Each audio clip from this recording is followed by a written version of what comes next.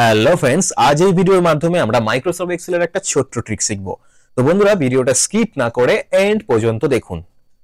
এখানে এই সিটের মধ্যে কিছু ফুডস এর নাম আছে এবং প্রত্যেকটা ফুডসই কিন্তু এখানে রিপিটেড আছে। যেমন দেখুন ম্যাঙ্গো, ম্যাঙ্গো, এখানে দেখুন বানানা, বানানাও রিপিট আছে। প্রত্যেকটা ফুডসই কিন্তু এখানে রিপিটেড আছে এবং আমাকে বলা হয়েছে যে ফুডস এখানে সবথেকে বেশি রিপিটেড আছে তার নামটা এখানে শো করাতে।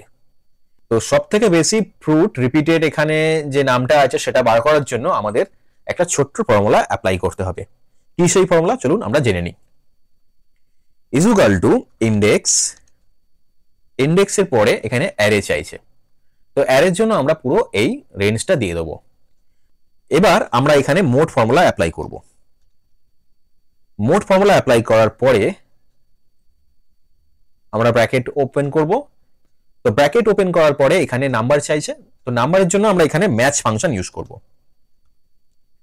ম্যাচ ফাংশন ইউজ করার পরে এখানে চাইছে লুকআপ ভ্যালু, তো লুকআপ ভ্যালুর জন্য আমরা পুরো রেঞ্জটা দিয়ে দেবো, কমা দেবো, লুকআপ অ্যারে, তো লুকআপ অ্যারের জন্য আমরা আবার এই রেঞ্জটাই দিয়ে দেবো, কমা দিয়ে এখানে আমরা এক্সাক্ট ম্যাচের জন্য 0 দিয়ে ব্র্যাকেট ক্লোজ করব 3 টাইমস এবং এন্টার করব।